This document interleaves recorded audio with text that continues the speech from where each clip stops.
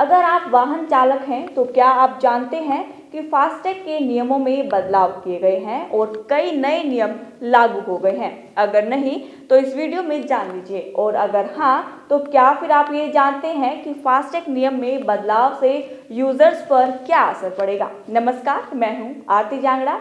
कल यानी 17 फरवरी 2025 से NPCI यानी national payment corporation of India ने टोल टैक्स और फास्टैग के नियमों को लेकर कुछ बदलाव किए हैं। इन बदलावों के कई उद्देश्य हैं, जैसे टोल टैक्स वसूली को आसान बनाना और टोल बूथ पर ट्रैफिक की आवाजाही को बेहतर करना। जो भी नए नियम हैं उनके बारे में बताएंगे, लेकिन उससे पहले बता दूं कि ये फास्टैग क्या है।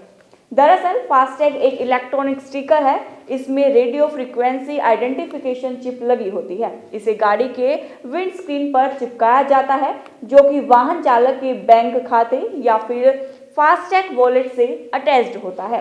फास्टैग की मदद से टोल प्लाजा पर बिना रुके टोल शुल्क का भुगतान किया जाता है, जिससे टोल प्लाजा पर लंबी लाइन नहीं लगती और समय बचता है।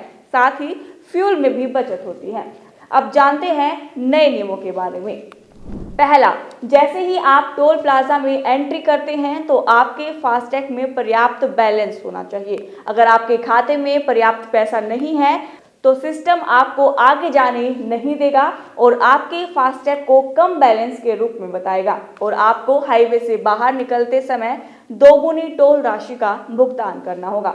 यानी मान लीजिए कि अगर वास्तविक टोल शुल्क 100 रुपये है और आप 1 घंटे के भीतर अपना फास्टैग रिचार्ज नहीं करवाते हैं तो आपसे 200 रुपये लिए जाएंगे।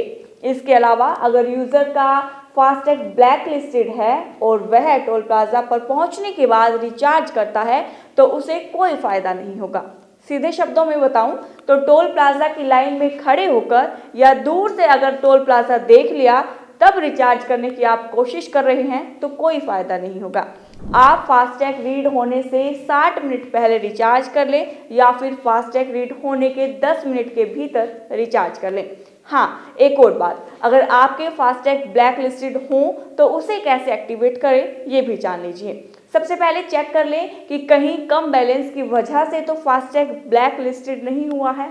अगर हाँ तो अपने फास्टैग अकाउंट का रिचार्ज करवाएं। अगर KYC अपडेट नहीं है तो उस बैंक से संपर्क करें जिसके जरिए आपने फास्टैग लिया था। इसके अलावा माई फास्टैग ऐप डाउनलोड करें और वहां जाकर चेक बैलेंस और स्टेटस सेक्शन में स्टेटस चेक करें। अगर ये सारी चीज़ें सही हैं तो आप national highway authority of India के हेल्पलाइन नंबर 1033 पर कॉल करें और उनसे हेल्प लें।